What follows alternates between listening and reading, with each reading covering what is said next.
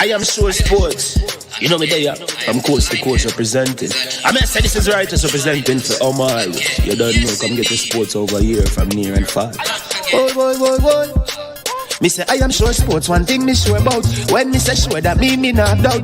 Come get your sports, get it over here. Come subscribe, repost and share. I am sure sports, one thing me sure about. When me say sure, that me not doubt. Come get your sports, get it over here. Come subscribe, repost and share. If me not sure, that me not say it. Know who score, that me not say it. Never know no game play, that me not say it. If me never see no game, me no know who play. For your sports news, better come over here so. For your soccer news, then come over here so. If you don't love sports, still come over here so. For the date done, you are gonna love over here so.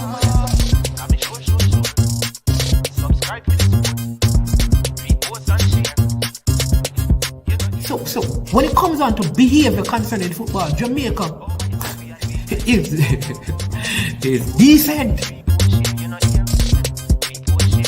I am sure that if we can get all of these things done, set in place by the end of April, it gives us enough time before the World Cup campaign. Not afraid of no Brazil, no Argentina with these crapper players. We are good enough. Remember, like, subscribe, share. Listen, comment, let me know what your thoughts are. Trick Jerk Marinade gives your meats and vegetables authentic Jamaican jerk flavor. The spices are directly from Jamaica. Spices like jerk seasoning, allspice, Scotch bonnet pepper, fresh scallions, thyme, ginger, and garlic. The key ingredients to a great jerk marinade. 0% sugar and low in sodium. You want to try it?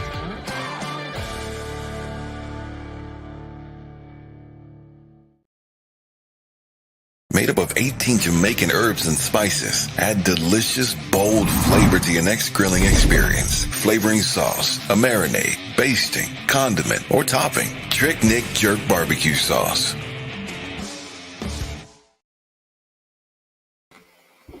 All right, welcome to I Am Sure Sports. This is the JPL show preview and review, looking at last week's action, and then we're going to preview action coming up this week. We're going to give you the team of the round, and that will be for the last set of games that were played. We're going to also show you the standings in the table. We're going to also give you some transfers that were completed. Now that the window is closed, there is no more movement expected to take place, so we're going to also give you some of that. Like I said before, I am Manning's man, and this is I Am Sure Sports. I should be having several guests joining me for this one. We pay a lot of attention to our local football because it's where we're at, so I want to welcome you to the platform. If this is your first time, as usual, we ask you to hit the like button as you come on to watch the video. Also, hit the subscribe button and subscribe to I Am Sure Sports. All right, and show us some love. Share the content with someone else so that they too can, get to see what we are doing here at I Am Sure Sports. Also, want to say a big thank you to all of you. You have helped us to surpass the 5,000 mark in terms of our subscription, and our next target is 10,000 subscribers. It seems very far away, but nothing is impossible for them who believe, and we believe that that is possible, so we're working diligently along with you to get there. All right, so like I said, we'll be having some guests as usual coming on. Unseen Sports will be here looking at the best 11 from the last game. We also have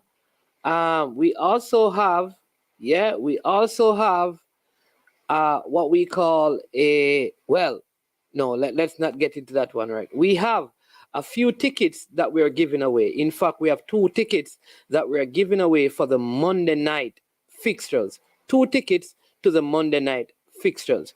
If you want to go and watch the JPL game on Monday night, the doubleheader, we can give you 2 tickets. All you will need to do is to make sure that you call in. We will ask you a question, and once you get that question right, then that will be it. I also want to say big up to all the females that are part of I Am Sure Sports.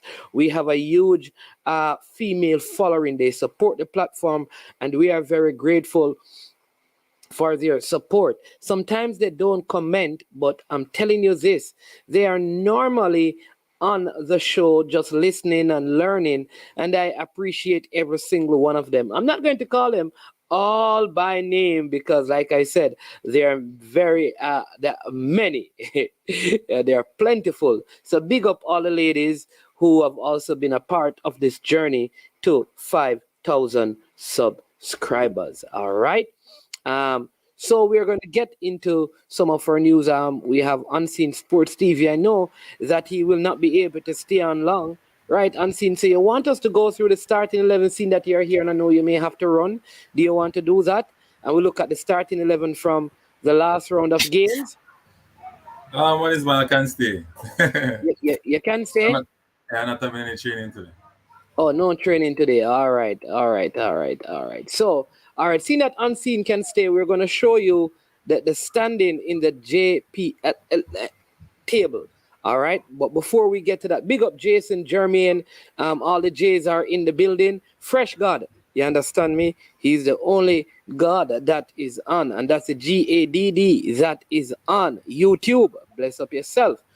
All right, so just to let you know that Coach Clovis de Oliveira, he is at Chapelton Maroons. He is calling shots there at this time. So Clovis de Oliveira, he's here. He has started his training. He started on Monday. And so let's see what Chapelton Maroon can do. Also want to let you know, if you didn't hear that, the coach at Faulklands, that is Coach Lee Croft Letman, he was fired, and they have hired Gregory Palmer, who is going to take up the reins there. The window is closed, and so therefore there is no more transfers. And Mount Pleasant is still at the summit. They're at the top of the league. So let's look at the table at this time. All right. So we're going to look at the JPL table to show you what's happening in the JPL. All right. And then we're going to look at the last round of game. That was round 12. So there you go. As you can see, the top 6 consist of Mount Pleasant, who lead after 12 games. They have, look at this, they have 27 points.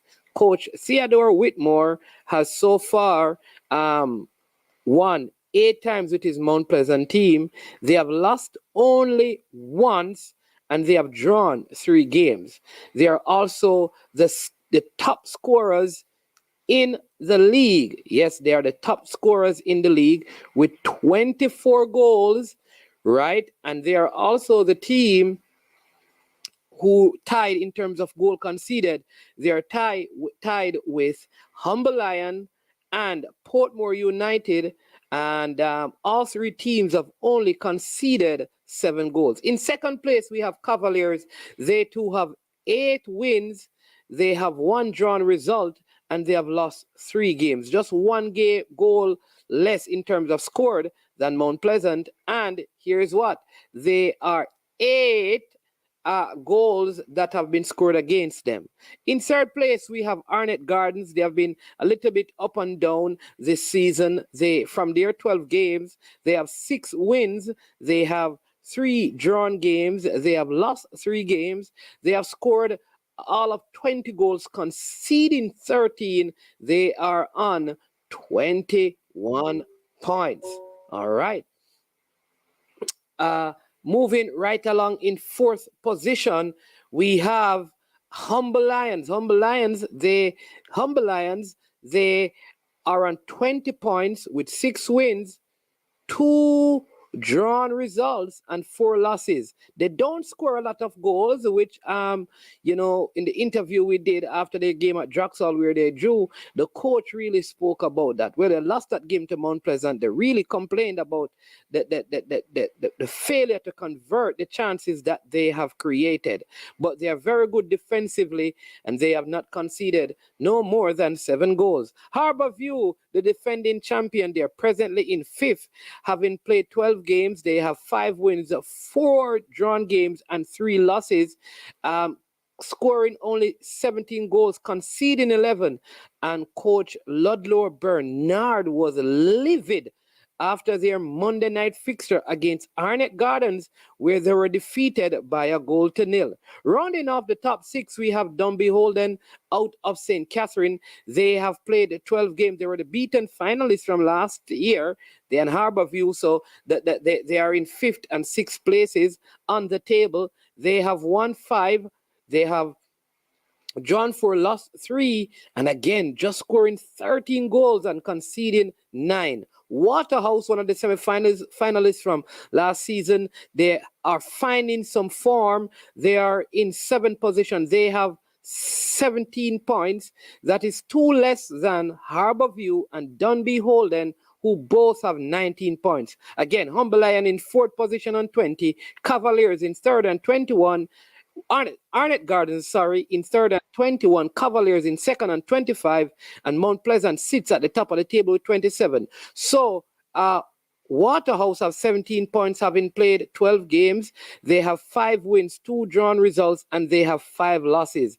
10 goals they have scored this season, less than 1 goal a game, and they have conceded 8. Portmore United, they are on 16 points in 8th position. There is a meeting that is supposed to be held, I think, where Portmore is supposed to be deducted some points. We don't know how that is going. Hopefully in this week we can hear if that matter has been resolved.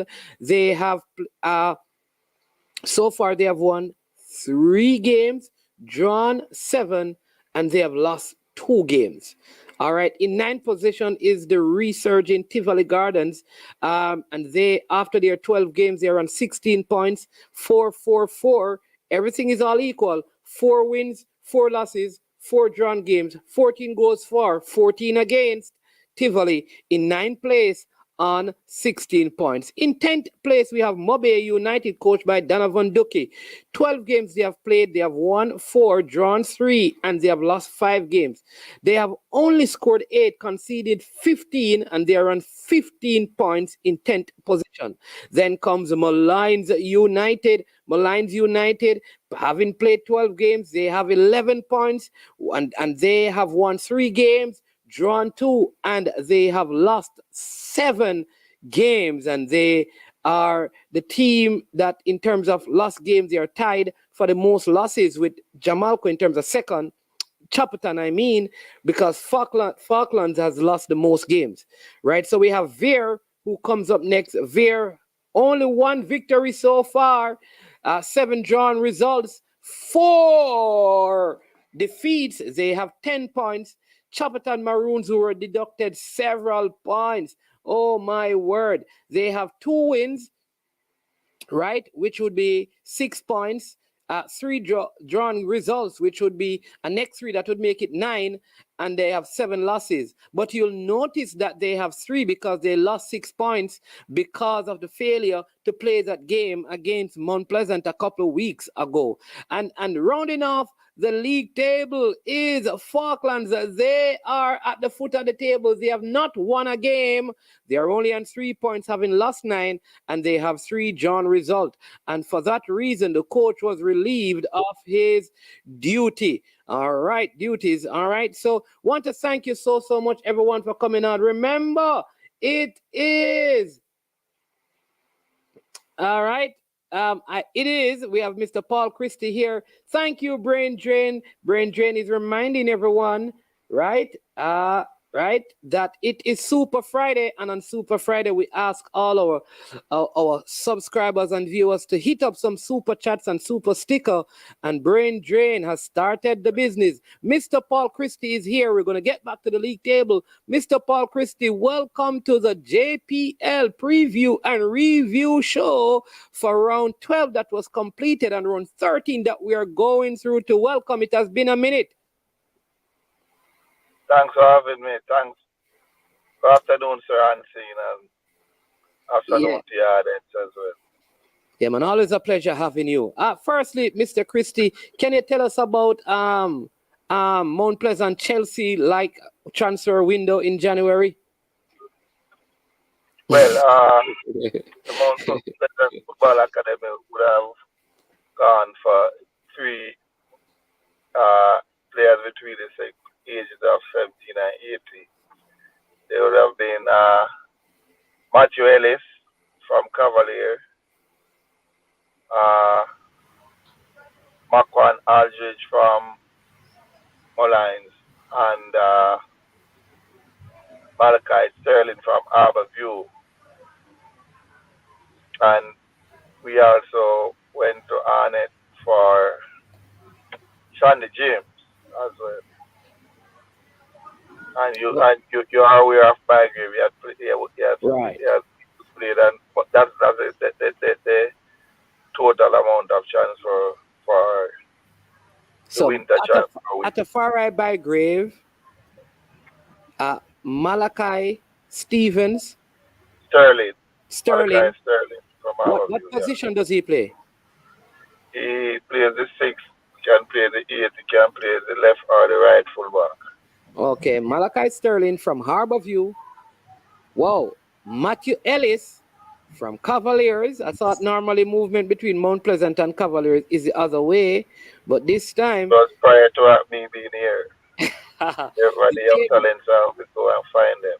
The tables are turning, and Marquand Aldridge, the JC player, and the Mullines player is now at Mount Pleasant. Has anyone been loaned out or transferred out from Mount Pleasant? We have 2 players. Andre Fletcher would have made his return to Waterhouse and a full transfer. And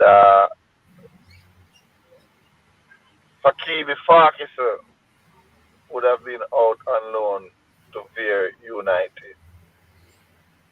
That's the sum of our loan out. We would have, that's basically the sum of the players that has been loaned out. We would have transferred David Savage to Faulklands as well. Okay, David Savage, the goalkeeper. Yes, sir. Yeah, we also received news early this morning that one of your present goalkeepers, have a leg injury. Yes, sir. Mr. Tafari Chambers,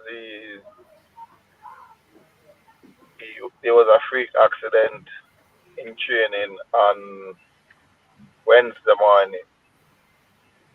He would have fractured his right leg. Oh, my. Right at the ankle there. Oh, my word. Leg and the leg got fractured. Oh, my word. And Tafari Chambers was recently called up with the goalkeepers as part of the national team. What an unfortunate situation. All right, but you have ample cover in that department. Yes, sir. We would have had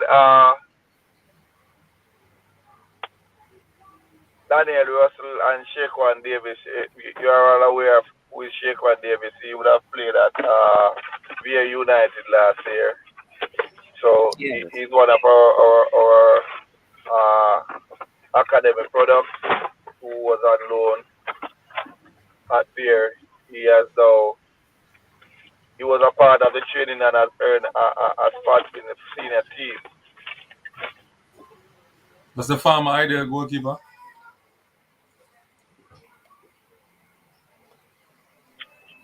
Yes, sir. Okay, wonderful. All right, just on the next topic. I don't know what Ancina asked, but at the game, the last game, your home game, many persons, including me, we had a difficulty with the quality of play, and a lot of that was due to the quality of the surface. Not that grass, but we have this, of what is happening on the surface, and immediately we had started some rehabilitation on the surface. So come this Sunday against Dundee, it should be some improvement in the surface. Not where we want it to be, but there will be some improvements. I know that you're not like the grounds manager or anything, but is there like a rolling option available? I know, like, even with cricket, when a cricket game is being played, they have the rollers that they use with their hands. I mean, is there any of that available to kind of roll the field, or that would not help? No, there was an issue with an issue with the sprinkler. So that was where the cooks have the problem came from. However, that has been sorted out. The field has been irrigated, and as well as it's rolled and all of that. All of the maintenance. That's why I said to you that we are not where we actually want to be. However, you will see some improvement come this Sunday. So it is rolled. It is rolled. Yes, sir. Yes, sir. Yeah. All right. The other thing is that now with these acquisitions, do you believe you're in a better position to challenge for the big prize in the JPL this season? Like, these are the right players, or you feel like we still missed a couple of targets, or we are now set in terms of what we have, and Mount Pleasant should be challenging for the title this season? Let me answer it this way, my name's bad.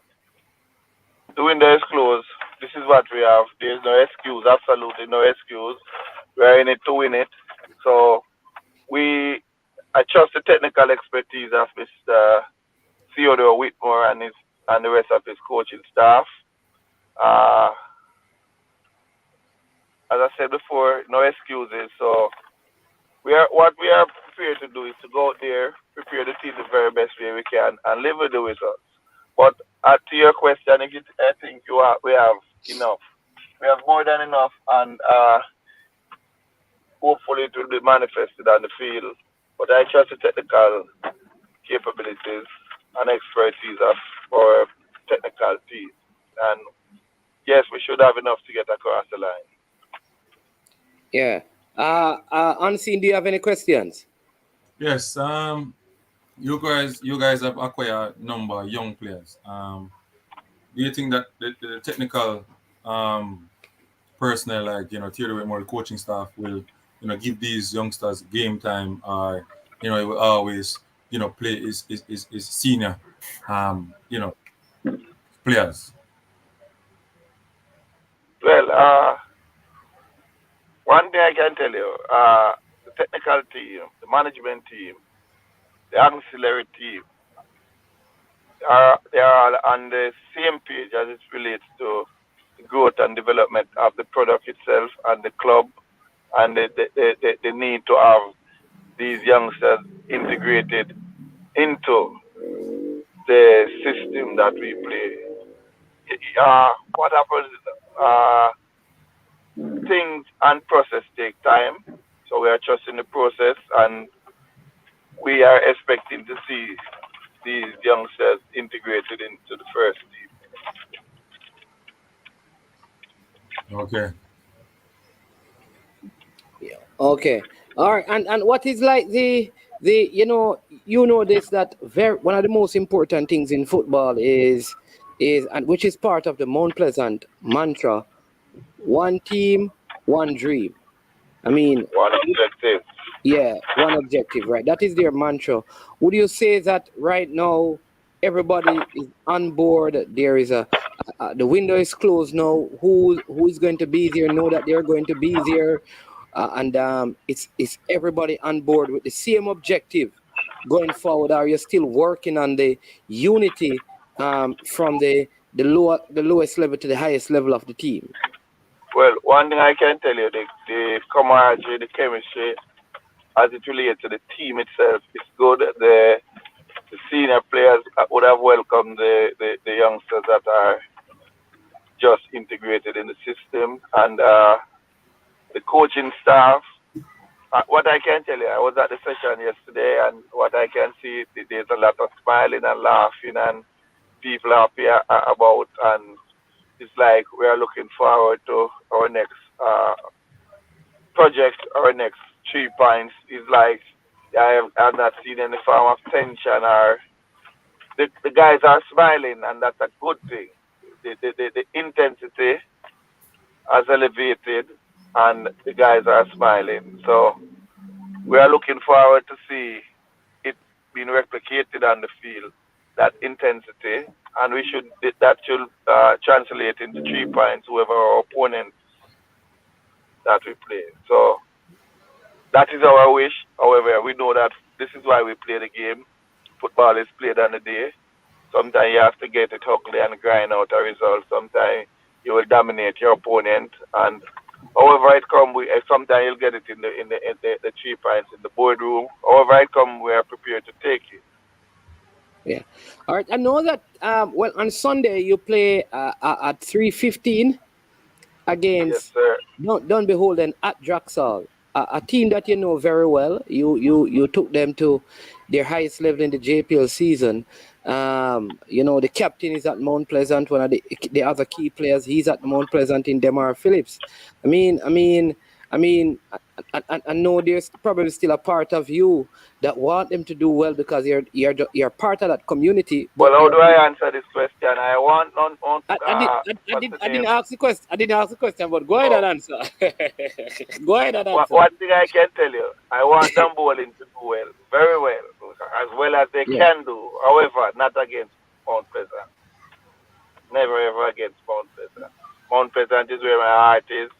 We breathe blue blood down here now, and we are in it to win it, and there's no gray area where that is concerned. And I can tell you, when I was at Waterhouse and I moved over to Dunbowling, that was the exact same principle that transfer. We are always, whenever we're in a project, we are locked in, and as it is now, we are totally locked in into Mount Pleasant. That matters right now is, well, first and foremost, the development of Jamaican football is always first and foremost. However, at the club level, the only thing that matters is the development and the winning mentality and the mind shift. That's all that matters right now. We are prepared to salute whoever does well. However, at Mount Pleasant, we are in it to win it. All right. Well said. Wasn't there also the young Mount Pleasant player who played for Jamaica College, Bennett? Is he also there as part of the setup? Jamal Bennett. Yes, he is. However, he's based on there's a little bit of technical dynamics where Mr. Answer. As we are aware, he's from JC. He is concentrating on his CXC preparation right now. So that makes it a little bit difficult for him to have regular trainings, practice sessions with us. Because I have spoken to Mr. Whitmore, we are trying to design something special, especially that can facilitate him. However, we want him to actually concentrate on his educational aspect right now, and there won't be any transfer or any registration because he's already a Mount Pleasant player. Yeah. Okay. So whenever he is available, the technical team is aware of how important he is to our overall development structure. So we are facilitating him, and we are still prepared to facilitate him going forward. All right.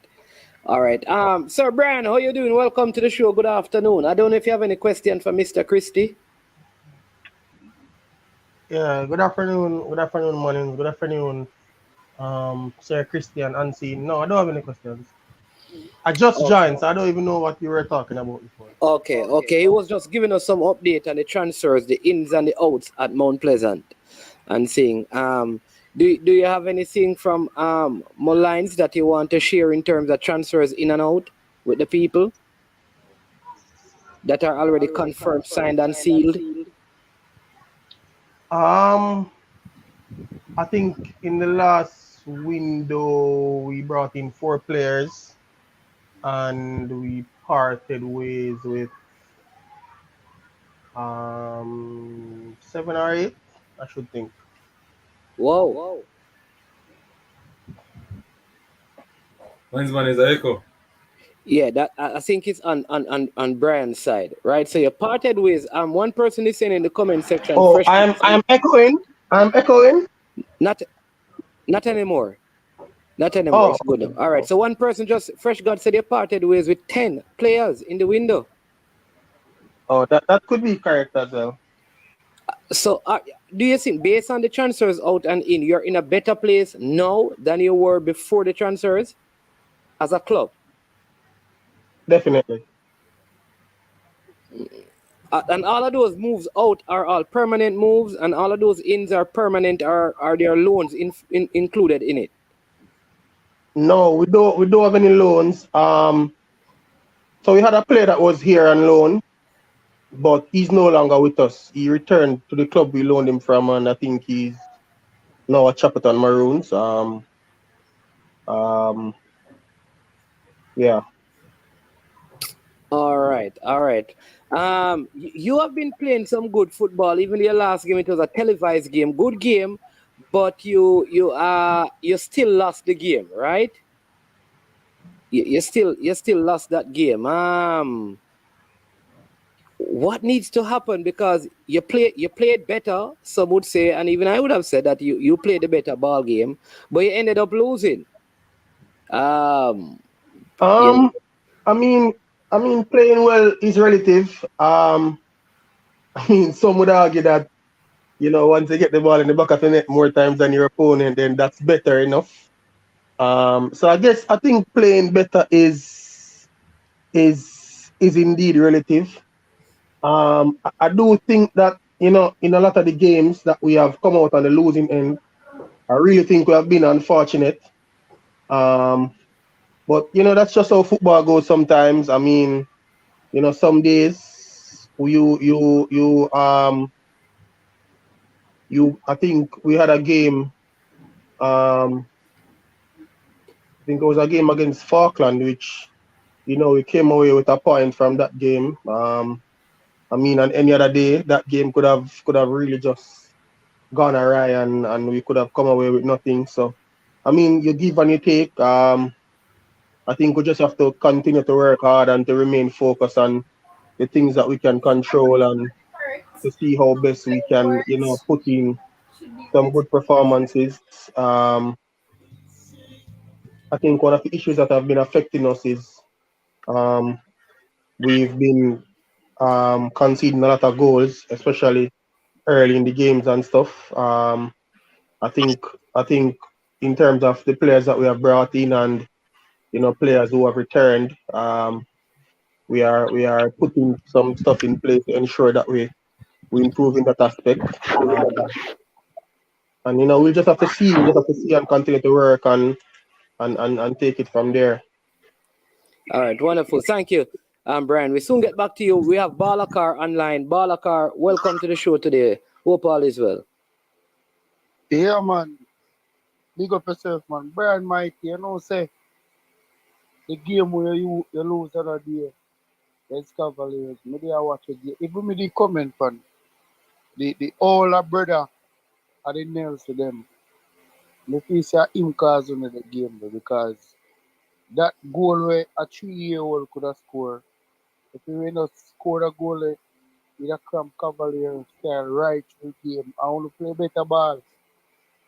But unfortunately, I some mistake on I back. But me not go cuss them because of the field, you see me? The field never good none at all. So the team look different. Me don't know if because Nelson come back from overseas, like the youth, they more gravitate to him, and he carry experience, come back and start play some good ball. So you see me, but overall the team look better this year, but they ask if you're baller. But it come like you want to kill it, so you might go on Mount Pleasant. And we did say I don't do what you see me, so I just the look you me there ask about stick, you see me. So I'm still at school or in start school now. I think with that. Teach me a talk. No, yeah, man, Aldridge. Let's talk to Mr. Christie. Mr. Christie will be the best person to answer that. No, seeing that he's at Mount Pleasant. Oh. You hear the question, Mr. Christie? Well, yes, well, all the youngsters are still in school. As I've said before, we are designing programs especially. We are designing programs especially to facilitate training as well as being in the classroom. So, yes, they are all still actively in school, and we are designing a way that they can still be a part of their educational curriculum and still find time to be a part of the senior setup. So yes, sir, they are still in school. All right. So that answers your question, Balakar. Yeah, man, that answers my question, man. All right, we go. All right, Balakar, respect. Thanks for the call as usual and for all the support. Yeah, understand. Bless up yourself. Yeah, man. All right, so let me show you the goal scorer, the 5 top goal scorers in the league, and then we're going to get into the team of the week. Colin Anthony Anderson, 10 goals. Trevante Vincent Stewart, 10 goals. Dwayne Atkinson, 5 Cavaliers. Fabian Reed, Arnett Gardens, he's on 5 goals, and the other person in the top 5 is Timar Lewis of Harborview. All right, we don't want to get into yellow cards and red cards. There's nothing to write home about where that is concerned. We are going to get back to the JPL stuff, but what we want to do now, we're going to show you the team of the week, and we're going to this is unseen. Of course, he had to get some expert advice from me to select the team, but yeah, it's very hard. I always tell him, very hard if you don't watch all the games, because you don't get to see all the games. How you going to pick a team? All right, so this is a team that he has selected. Now, this team is very there are many arguments about this that I will have to come up with, right? So he has in goal Damian Hyatt. All right. Again, Damian Hyatt had a clean sheet for Dunby Holden in their 0-0 draw against Chapperton. In fact, he made, I think, a brilliant save late in the game to keep his club in it. So I'm not challenged by that. All right. O'Dane Pennycook. I think Unseen just heard the score and decided that he was going to put him in it because he didn't see the Tivoli game. All right, so I don't know how he put him in the team of the week, having not seen the player, but we're going to work with O'Dane Pennycook in the team. Kyle Ming, he's putting at centre back, right? But O'Dane Pennycook actually plays on the left side of centre back. So I don't know how he has him on the right side in his team. This is one is man that easily can shift man of the game. All right.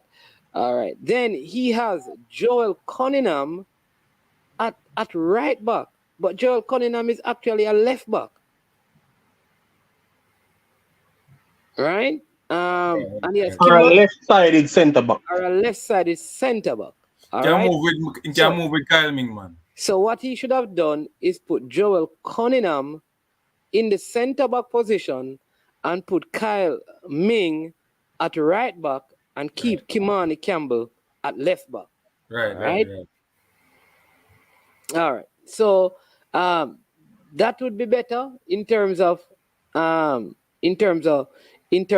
Yet I will still say he didn't see O'Dane Pennycook, so he's just basing it on the fact that Tivoli won.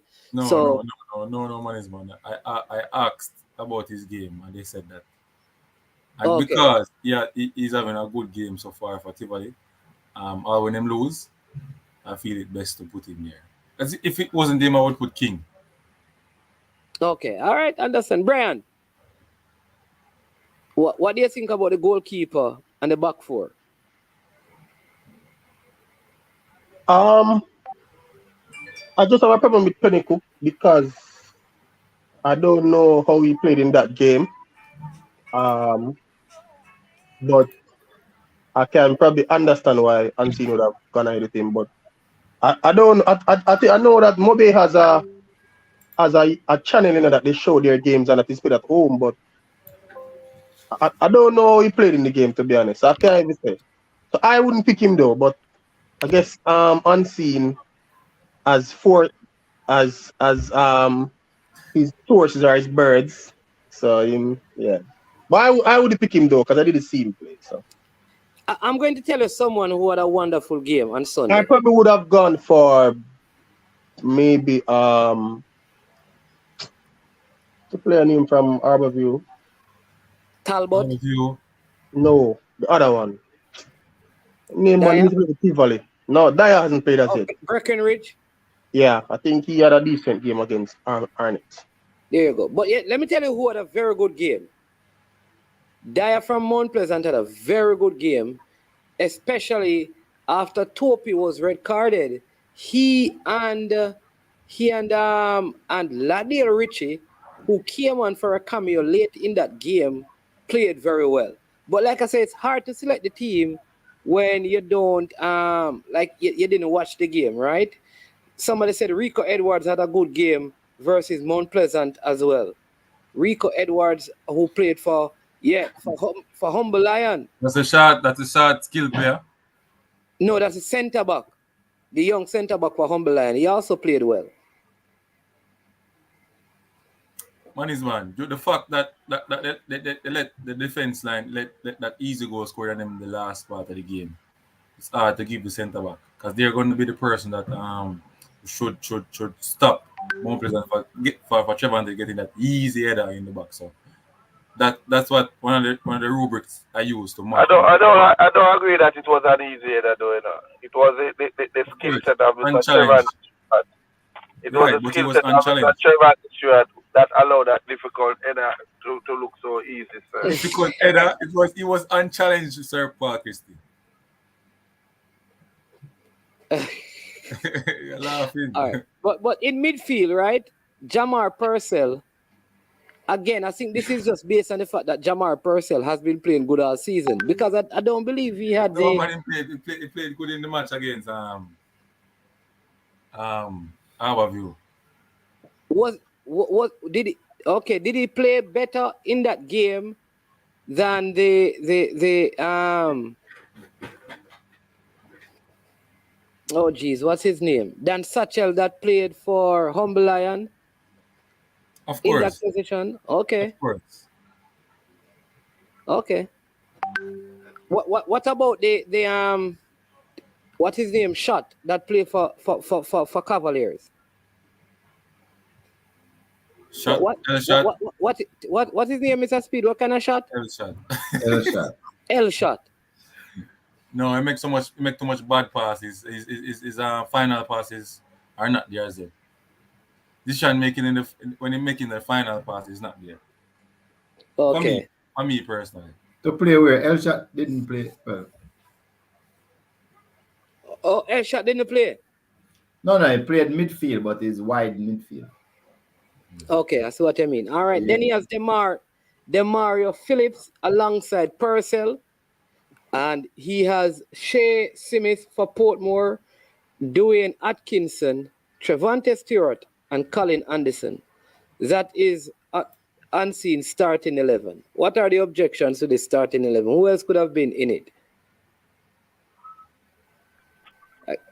I watched the Arnett game. I also watched the Harborview game. I would replace. Oh well, Shea Smith to the right side. The left side in Humble Lion player. We don't remember his name right now. Yeah, man. That short guy at Humble Lion. What's his name? He played better than Atkinson. Listen, I am telling you. No, that's what I'm saying. No. Atkinson can go on the right, man. But this guy. Oh, Shea Smith. No. Man. Shea Smith just come from first game, get man of the match and score a goal. Brethren. This guy did not score in the goal. But I watched the game doing now. I watched the game. He got the man on the match only because he scored the goalie. No, man, he was playing good. Lorenzo Lewin is a little short player who played on the wing for Humble Lion. The man gave Mount Pleasant a warm time from start until he was substituted. Until the time he was substituted, he was given I was wondering why the coach took him off. The fullback. Man, him give him a warm time, but there's nothing on the board to say that, hey, him have an assist, him have this. So it's hard to put him over Atkinson and Shea Smith. All right, hold on. Mr. Speed, all right, you answer this as a neutral. Can a person play well and not score? Yeah, Atkinson played well and didn't score. All right, there you go. I would shift Atkins to the right and leave him to the left because Mr. Atkins is multidimensional. He can play on the left, he can play on the right. I would shift Atkins to the left and put him to the right. But Atkinson is to the left. No, I mean, you know what I mean, man. I put him to the right and put Atkins to the right and put him to the left. That's what I would do. Lorenzo Lewin. Man. Yes, Balakar. Over Shea Smith.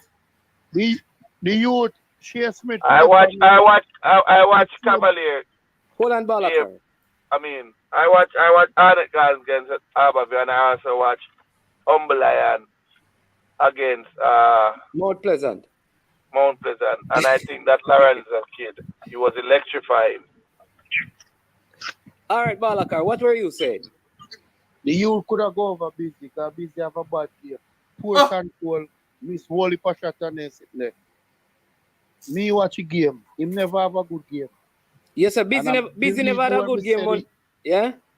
But Mr. Believe more, me say the youth they can play. But man, that's why I don't call Balakar for no advice, you know. Yeah, man.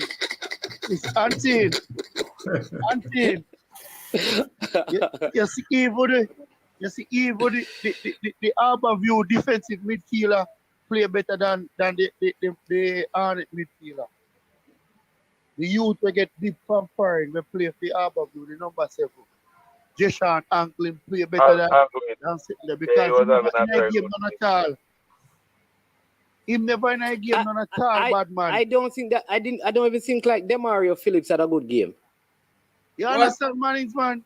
Listen, man. No, man. Demario Phillips play out of position, man. The man going behind him, D that collect the ball, man. Come on, Demario Phillips play that pass that corner. We find Trevante Stewart in a position where so you can't use that. Hold on. Nobody tackling, jumping with Trevante Stewart. To find him and pick him out there was out of this world, man. Man, you know the only reason why Anthony picked Shea Smith, him pop up and score a goal in a 1-0 win. Anthony know what nothing else. No, but well, I don't know why you give a man points for, but the truth is you play for 89 minutes and not do nothing, and somebody do something for 1 minute and decide the game. So how much importance you give that person who decide the game? They always get importance. And that is why Busy missed about 4 goals, about 4 header I missed. 3 header I think he should have scored. Yeah. But he provide the assist for the crucial, So when you have to think about it and say, okay, what are those contributions worth? That's what you have to ask yourself. Lorenzo did not contribute anything to At the end of the day, nobody give points for the youth play left back. Well, on the Balakar, Lorenzo did not contribute. Hold on, unseen Balakar, you have to listen. Go ahead, Mr. Speed, and then Balakar. Yeah. No, I'm just saying at the end of the day, there's one important. There's one most important statistics and one second most important. Most important one is scoring, and the second most important one is assist. I don't know if Colin Anderson play exceptionally when he missed some goal and forget when he should have really scored. So Tremaine too was quiet for a long period of time. What? But again, no man, quiet. Man, the first in a last, he started much better. He take a shot to lick on the post. Now sometimes you cloud your judgment because No, oh no. All right, No. military cool. Clovis and Speed, we can agree Hold upon on, that hold one. on. No, I never thought he had it. I never thought. All right. So before in the first half, what really happened in the first half? In the first half, the man it was like Trevante Stewart alone. I moved the ball. I play against Humble Lion from first half to second half. From It was first like half, him real. alone. Everybody I Real. wonder like what to the rest of them. And the man alone. Him alone can manage the roughness. No. You know that the other guy didn't touch the ball for 18 minutes though. After for a Bygrave. Bygrave never touched the ball for 18 minutes. Yeah, but that's why he got substituted because he had a poor game. The first time touch the ball was 18 minutes. It's not really a poor game, no man, is man. When I get them beat up, them physical game, it's so easy, you know. He had a poor game, man. What happened to Balakar? Let me hear from Balakar. All right. The Cavaliers, the players they have made a pick in the team here because you come back and see nobody watch the game. See the youth player when I back when name Ming. I say name Ming. What yeah, do you play when I back with? Leng or Ming? No man, in a team, no man. Even that in a Ming. The forward is that in the forward is that in a Colin and so. Yeah. I want look you who did a run from the left side. They look you a can play. I don't know if I know about talk about nobody no look on him for you. They want to cross the ball. They talk about the 17-year-old. Yeah, man, you know, somebody have him put him on it too, but boy, I tell you, him just get. Man. Yeah. When that look you go down the line and that ball whip inside, you have a good game. You understand? Him there on the bench, man. So, but even what we just say with the defensive midfielder from Arnett, it look like you have a say in Arnett. I your favorite team. The youth from Harborview played better game than Josh and Anglin. Josh and Anglin been playing good from season start, but Purcell play better than him in that game. Purcell to me play better than him in that game. If the only reason why you because the team win. I don't know. Right.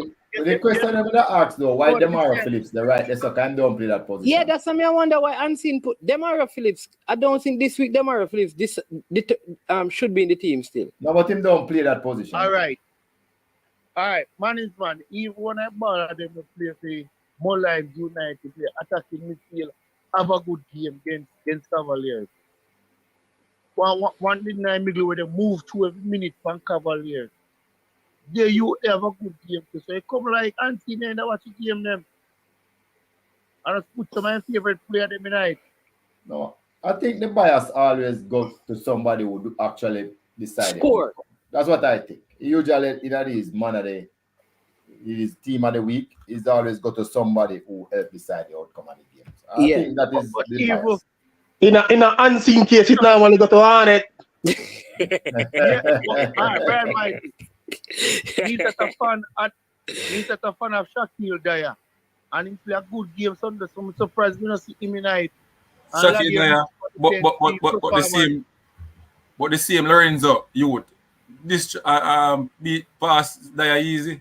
No man, he never passed Dyer. Unseen, you can't use that. Look, you say it unseen.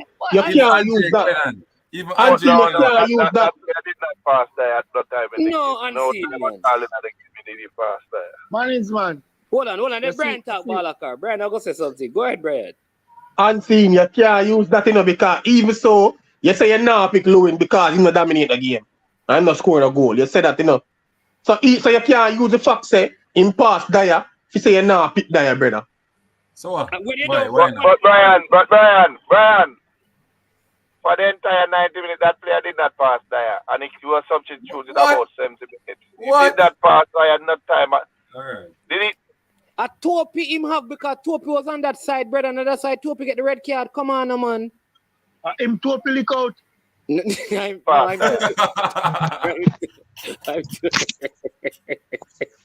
Topi give one a bomb ball, lick my man.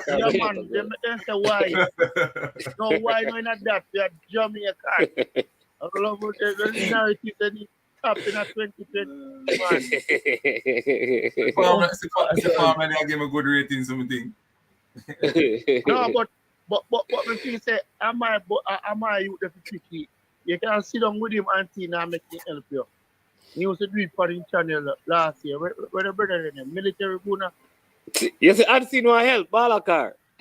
Yeah, man, the brother used to pick it in good in the last time when he used to have a show on YouTube. He used to do some good cuts and them thing there. It's all right. See, for there, so because he make Well, Faulklands says, why we use 4-4-2 by the way though? Why we use 4-4-2? I nobody not play 4-4-2 because Unseen wanted Jamaica. because Unseen wanted to play. Why you play 4-4-2 Unseen? Everybody play 4-3-3. Or some Because person 4-2-3-1. let me tell you why. Because he wants to start the two leading goal scorer. I mean. No. Nobody not play that no formation in Jamaica. Almost a one team play. They won't be able to play. They're not going to play. Because I'm not going to put it. Me not going to like come me not going to like come see the farmer coach in Jamaica or do you know put Corberg and play wing and anything there. Now let him think that. Move wrong then. No, go on. Mr. Speed, he was a color and this don't play good, but he finished the goal. Because I believe he could have scored 4 goals in the match if him they are taking chance. Yeah, but for getting at the ears, them forget the opportunity. Remember, say it was the one where he hit the ball upon the post, not just sure. Look more. You understand what I say? To get him, make the run and get another space. There's something good him do. Something seemed to be wrong with Unseen internet. All right. You hear me? All right. Yeah, you're breaking up a little bit. So what we're going to do now, so that is the starting 11. Listen, Unseen, here's what you have to do, you know. You have to get some more feedback. Because I had to even change all the goalkeeper, you know. Because what the people, them, you can't pick the team based on friendship and people you know, man. You understand me? You can't speculate. You can't do that because, I mean, if you tell you no unseen, and you say true. You understand me? So, what we're going to do now, let's go through the fixtures. This weekend fixtures. SG Sports can help him, man. Yeah, and for those people who are interested in the Premier League, Chelsea and Fulham are locked at 0-0 in the 35th minute of that game right there. All right. Enzo Fernandez is regretting firing Tuchel. You have to ask Brian. That's good. Leave it alone for the JPL show, man. No matter trouble that. Leave it alone for the JPL show. No matter trouble that. But Unseen, me think you need to call MSG Sports to help you with the thing because he could I'm watching all the Madison Square Garden. MSG. MG, military good, man. I'm your MG that talk about it and then I go to Manny's man after. No, man. No, don't do that, man. Ask him, call him. Text him. MG, they're for the program. It look like a MG give Unseen advice. So if not to send out the steal. But all right, yeah, man. So we look at the fixtures for this weekend. So let me give some background, management. Let me give some background. So Mount Pleasant and Dunbolen has played 8 times so far. Dunbolen win 2, 1 draw. Mount Pleasant win 5 times. Score 14. Dunbolen scored 9 goals. Mount Pleasant scored 14 minus 5. So that's how it is. We're going in their 9th game. Okay. All right. So Mount Pleasant at home to Dunbeholden. 4 players coming in at Mount Pleasant, Dunbeholden getting a lot of schoolboy footballers. Malachi Douglas, Malachi Reed, Hodges, and many others. Young set of players. Mount Pleasant getting some young players as well. They lost their number 1 goalkeeper for those. He had a very unfortunate leg injury, so he'll be out for the rest of the season. The game will be played at Draxall. We understand that the surface will be better in terms of, who will be out for the rest of the season? Chambers. Oh, okay. Yeah, he had a fractured ankle. Okino Jones is Marquis Reed. Okino Jones. Hold on, let me correct that. the doctor's report says that he should be start training within 6 to 8 weeks. So still there's a possibility that he can return. There's still a possibility. Okay, so he could return. All right. As usual, what is your score prediction? I know what MG is going to say. I know what Unseen is going to say. So Unseen, what is your prediction? I believe that Dumb Bowling can defeat. That's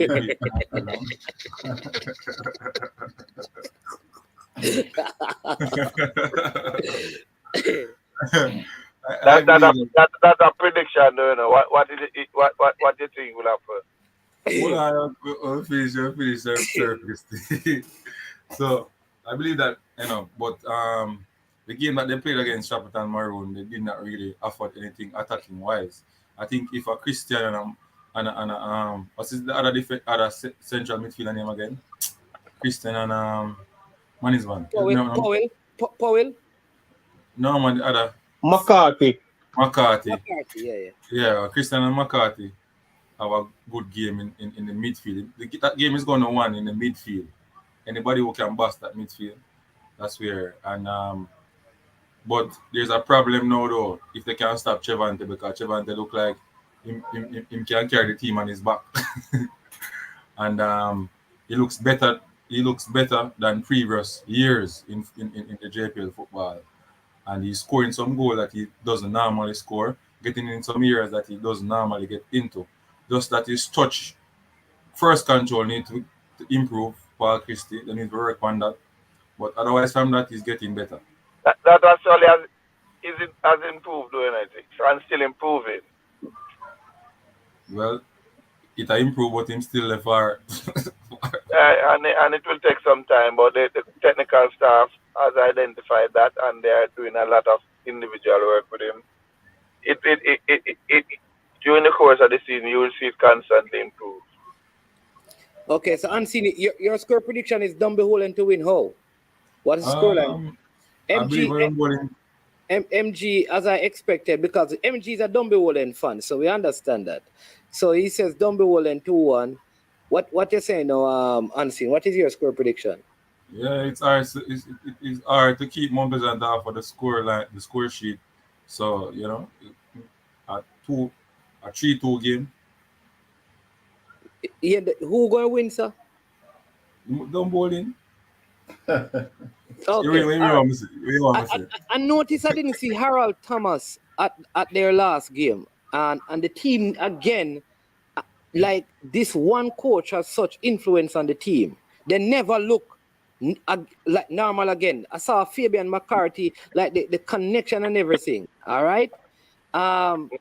So my without, if Harold Thomas is not there, they're gonna have problems. And so I am going with Mount Pleasant, because only 13 goals so far Dumbeholen has scored. They have conceded only 9, but in 12 games they have scored 13 goals. That's like 1 point at a game. They are not going to beat Mount Pleasant at home by 1-0. So I am going 2-0 in favor of Mount Pleasant, given the stats at the game, because I don't see who Peter McGregor not scoring. So I don't see who is going to be the goal scorer for them. They have had so many different goal scorers so far. They don't have no one who has scored 5 goals for the entire season. Well, they have rested Steve Barnett and Steve Williams for this game. If you realize those two players did not play against Shepparton, they are goal scorers. So I think they had made a tactical decision to rest Barnett and Williams for the Mount Pleasant game. Yeah. However, Shepparton was not having it. Yeah. All right. What about you, Brian? Mount Pleasant to win 2-1. Sir Speed. Well, I have it as a draw. Mount Pleasant don't have Topi, and them don't have them favorite keeper. So I expect Dunboyne to score a goal somehow. And I don't know Mount Pleasant going to put in the goal because that keeper will definitely probably not be as sharp as the starting keeper. And then I'm sure they'll put Ladale Richie in action. He'll be a little bit rusty too. But they don't have. They also had what is it, Melvin Duxley, who changed last week and was on the bench. So whosoever play, both of them will be rusty. Okay. And that is why I think Dunbowling will do well. I just think they tend to overpass some of the time. But I expect until Chevante Stewart don't score in our game, I expect him to score. That's why I'm going with 1-1. All right. And let me tell you the other reason with sorry. Mount Pleasant. Mount Pleasant, in 4 games, they have scored 16 goals. So of the 25 goals they have scored, the other 9 came in 8 games. So they're not so prolific either at scoring. And that is why I'm going for 1-1. All right. So, Christie? Well, I know that the Dunbowling outfit will be difficult to get past. That they have made some tactical adjustments from last game in preparation for this game. They would have read even some of their goal scorers to have them in good condition for this game. However, the Mount Pleasant team is aware of the importance of the game. So, not going to be predicting a score. However, I'll have Mount Pleasant just winning it, just getting the better number. All right. There you go. So that is one of the games on Sunday. Cavaliers. The next thing about it, the Chevy Willis is doing well. Yeah, I can't see neither him or Zachariah Wilkes handling the strength of Chevante Stewart, and sometime in the game you will see a Bygrave as well. So that firepower, I think eventually that will be too much for the Dunbowling team over a 90-minute period. You might very well see a goal from Demara Phillips or Kimoni Bailey as well, because they're all up and motivated and ready to play this game. So this is going to be a special one. So people in the Central region, you should be in for a treat come Sunday. All right, wonderful. All right, Cavaliers will be playing against Mobile United. Let's talk about that. So here's the history, man. Yes. They have met 21 times. Cavalier won 7, Mobile won 7, and 7 was drawn. Okay. What is the recent history? Give me the history over the last 6 games. So, the last what games? I don't know. 6 games. What history said. I know the recent history. All right. What is the recent history? The Mobile has not gotten a point in the past maybe 2 or 3 seasons. 2 seasons since they came back to the Premier League, they didn't get a point from. And on their way out, they didn't get a point from Cavalier. Yes, they draw one game. They draw one game down there. Down at Mobile. Oh, did the game? Didn't Cavaliers lose to Mobile? They draw one game. Didn't Cavaliers lose to Mobile down in Mobile last season? The season when they drop out, yeah. Yeah. No, yeah, last season, yes. Last season, early in the season. That was one of the games Cavaliers lost. Very early. Okay, I stand corrected, but I all right. The strength and pace of this, I come back to individual matchups and moments. Right now, the strength and pace of Mr. Anderson and that counterpunch that identify with Mr. Speed and his team. although Mr. Duke is a more of a defensive coach, his line is not deep enough to stop these players. And he's out. The only way he can stop it. Isn't one of his key defenders out Kevin Stewart? Is it Kevin Graham who was red carded in the last game? Without Kevin Graham, they are not able to. Mobile don't have that pace to stop that Cavalier attack. The pace of the Cavalier attack will give Mobile a lot of problem. Okay. Okay, so you're going with a Cavaliers win? Yes, sir. All right, Unseen, what do you say? Cavaliers versus Mobile. Where the game is being played? Unseen, you know that? Huh?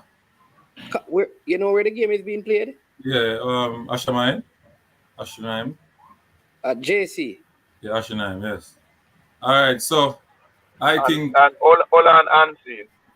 And the fact that it is actually a traveling game, Mobile don't travel well.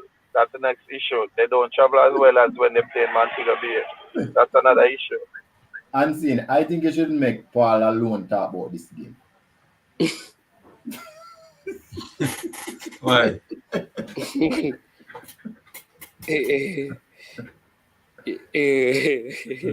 So we're gonna make it clear. So you see, Balakara come talk about Cavalier, about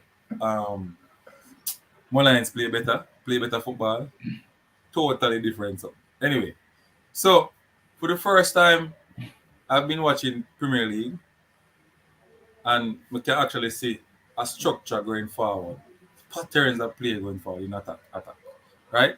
They're not scoring all of the chances that they create, but they can see the intent of Cavaliers when they're going forward. Normally, this bad speed 2-3 seasons before can't score a goal, now creating enough chance, but now you can see the difference in the Cavaliers team, and this is why they have a leading goal scorer. Normally, they don't have that. With a Colin Anderson, who is not one of the technical gifted players on the field, you know, scoring goals like this. Atkinson creating. It's not only speed alone, Sir Paul Christie. It's also the thinking of the game. You understand me? The thinking the game and the making the right decision. Only one person, let's see what coming at the puzzle now, who I make some terrible decisions with passing and an L shot. To me, personally, I make some terrible decisions in the final passes now connect. But recovering the ball and stuff like that, man is doing well. You understand me? But when I find an Ian Zort and an Atkinson getting the ball, you find out that they are thinking what they are going to do and they're making the right decisions. Sometimes the surface play a bad part in the build-up play, but management, they look good going forward, and defensively they are balanced. King just make footballers look easy. Rich and Ming doing wonderful. So it's going to be difficult for Mobile to score and also to defend them. And I think the game will done at 3-love or 4-love, somewhere there above. Can I use the medium to tell you that this is the said Colin Anderson that could not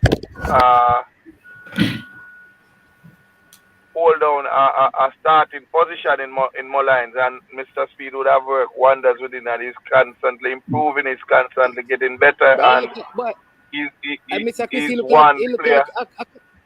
Mr. Chris, he look like a Cavaliers you manage. Yeah. No, I'm a fan of the game. I'm a fan of the game. So when I see good things happening, sound more like a fan of Cavaliers, you know. But go ahead. No, I'm just impressed with this Colin Anderson fellow. He's doing some good things in the Premier League. Okay, right. I don't like that, you know. When I hear you impressed with somebody, you know, the next thing I know is they're on the Northern Express from Kingston to the North. But thank God the transfer window closed. The window is closed. We don't have the key to open it back. We don't have any keys there. Very speed. Just open up the account, man. So Cavaliers versus Mobile United. You know what? The field, apparently the field is going to be rolled according to the organizers of the competition. They said they did make a request, and so they were very disappointed that for the last set of games, the fields were not rolled. But they are saying for this particular game, the field will be rolled. I think somehow that favors Cavaliers in terms of their pace and their speed. But I would not be surprised as well if Donovan Duke don't use a low block and try to come away with a point, because he's good at that. You have to give coach his credit where it is due. He's very good at organizing his team. The other thing is that though we haven't heard, so you're saying the game going to be Duke is going to come out with an ugly draw, and I'm going to come out with a pretty draw. I don't know how that come into the contest. How that adjective come into the thing. Well, I'm going to be attacking, so it all looks pretty, but I'm not scoring. And I'm going to just be defending, so it might look ugly, but at the end of the day, him get a draw. I'm going to get a draw. Yeah. you know what? I'm gonna leave the one day now, because so those games on Sunday. So I think Cavaliers could edge this one, but I would not be surprised if it end 0-0. You understand me? But I expect Cavaliers to win though. The other game at JC on Sunday, and if you'd like tickets to this game or the Monday night game, please let me know. You can win a couple of tickets. Will be what they call the garden party. I find this very strange, because I was thinking like this would be an ideal game to play at Arnett Gardens, but it is being played at JC.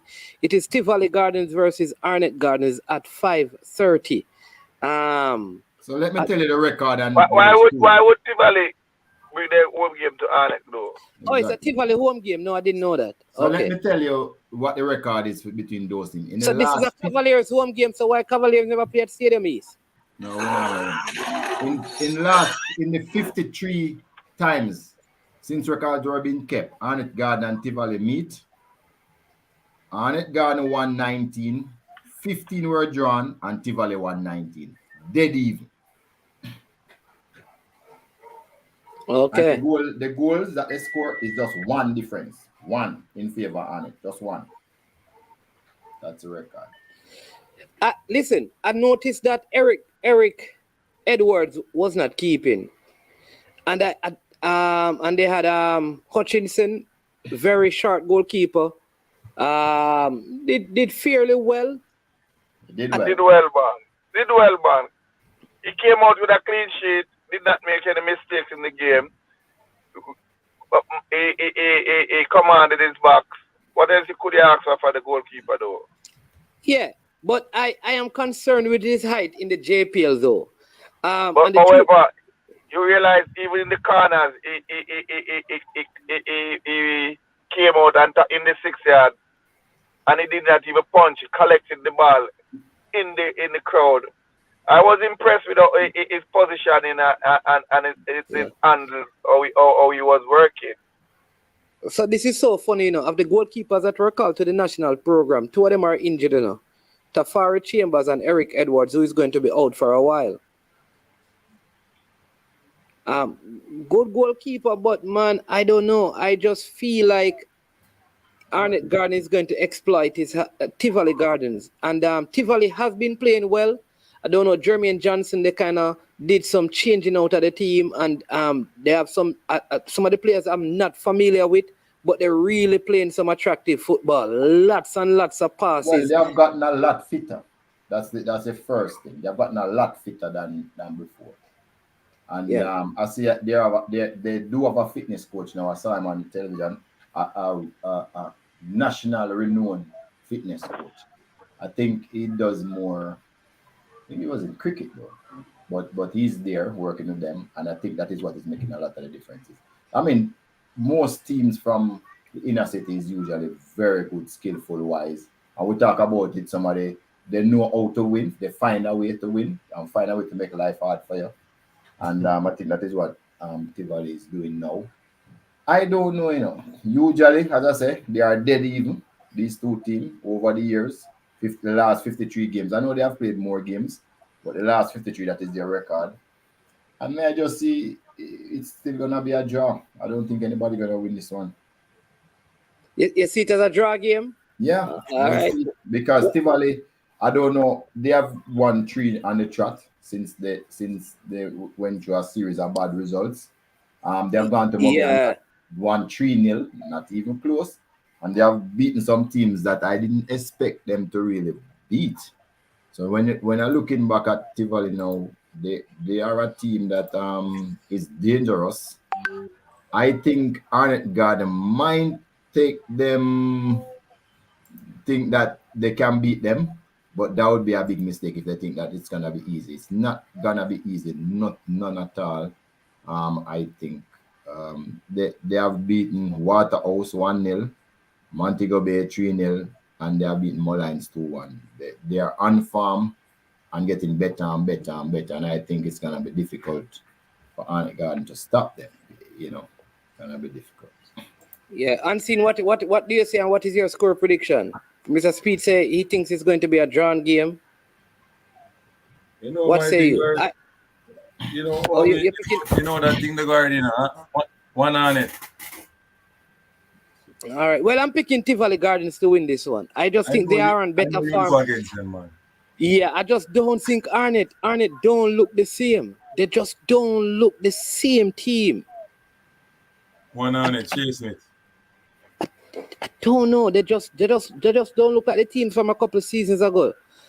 And I've watched Tivoli play. I like how they are playing. They are confident on the ball, and I see them edging this one 2-1. So I'm going with that Tivoli win 2-1. So man is one here, you know. Yeah. See the midfield now. Arnett have to play a proper midfield to win the game. I think one of the mistakes Arnett Garden have made is that they have moved that player higher up the field. Ajuma Johnson, and taken away the element of surprise. Well, his passing was always a cause for concern from deeper, you're correct. But they have a young wing, Philander wing, who is really a good player, and I suppose they want to give him some playing time. Ajuma Johnson was always a attacking player, forward, top midfield. So it's not strange. The position is not strange to him.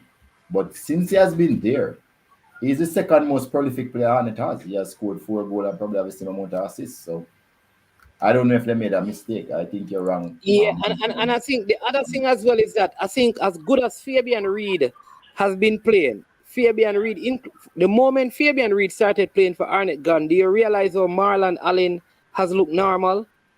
You realize that? Just think about it.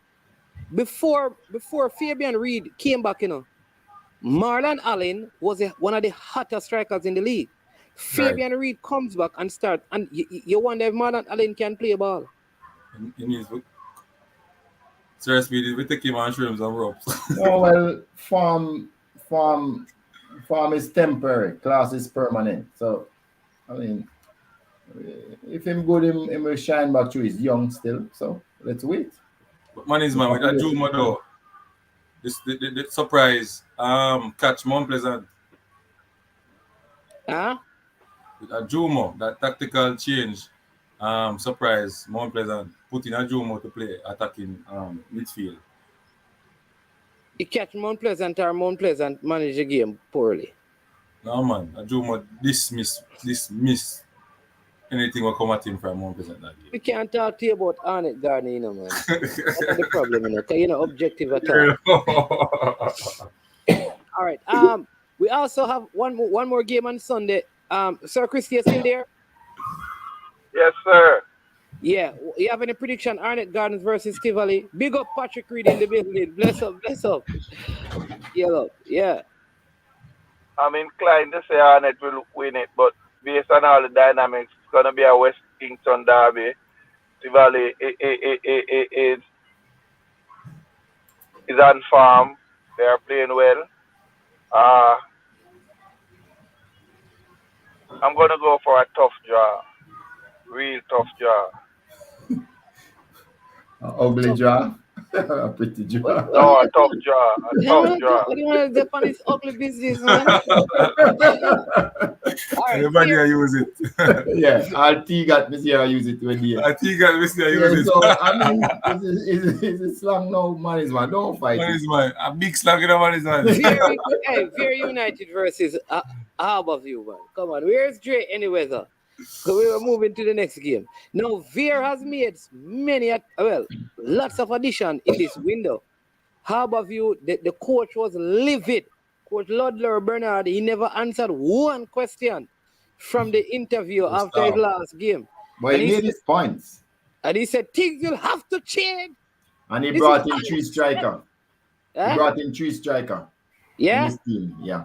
Omar Thompson, former JC frontman. I have them on my phone. I can't remember. I saw them. He brought in three striker. So apparently he's making some changes. But based on Veer, they have met 9 times. Above you have won 5. 2 drawn and Veer has won 2. So Veer is not really at sea.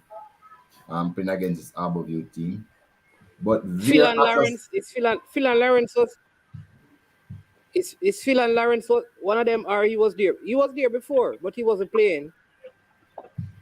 And Kemar Mullins. Kemar Mullins, yeah. Man is man. I know and Krista J. Daly is back there as well. Right. Yeah. But there is a Veer captain. A lot of people don't understand that that's one of the best defenders in the country. I think he was in college.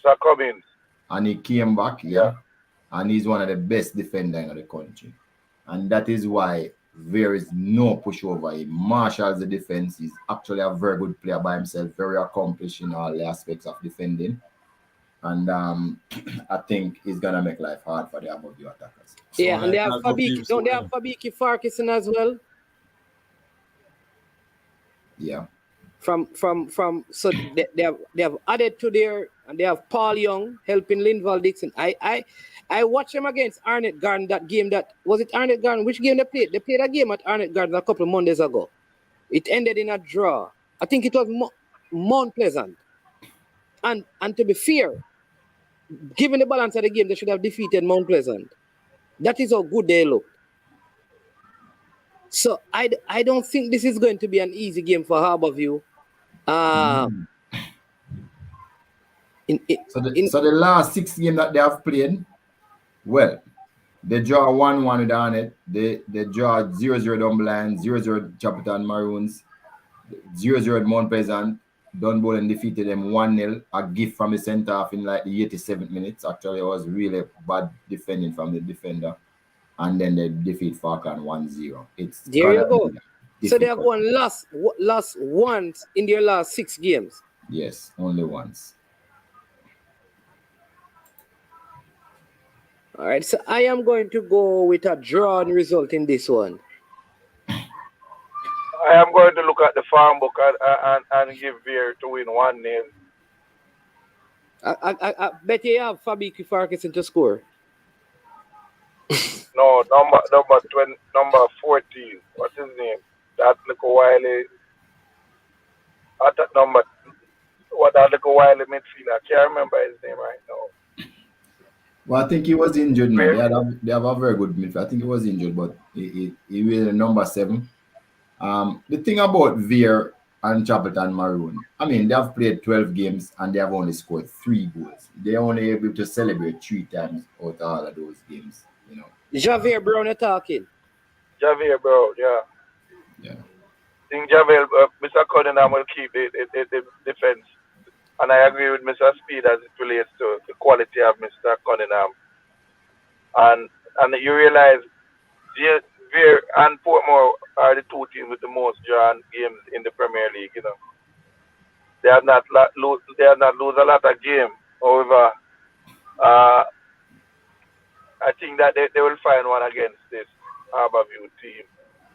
And Harborview won't get back. All right. Patrick Reed said 2. Patrick Reed, Christie Wayne said 2-1. A lot of people having a drawn game in the Arnett Gardens Tivoli game. I just don't think Arnett play to draw games, you know. I need to check how many drawn results they have had this season. Well, they have 3 so far. Okay. All right, so we covered that one. We also have now, this is going to be a good one. This one is going to be in Clarendon. Humble Lion, they have not lost at Effortville or dropped a point. Every time they play there this season, they have won. Why you ask me my score? Oh, sorry, Unseen. We kind of figure that you have Harborview to win. So go ahead. All right, you get it right. Go on, continue. You don't really break down the football, you know. For the last 37 times, Humble Lion has played Waterhouse. Waterhouse has won 18, 11 drawn, and Humble Lion has only won 8 times. So Waterhouse actually owned Humble Lion, a difference of 15 goals, 41 to 26. So they have literally owned Humble Lion, have them ticket over the years. Oh, yeah. Sorry, Fresh God reminding me that Humble Lion lost to Harborview 1-0 at home. Yeah.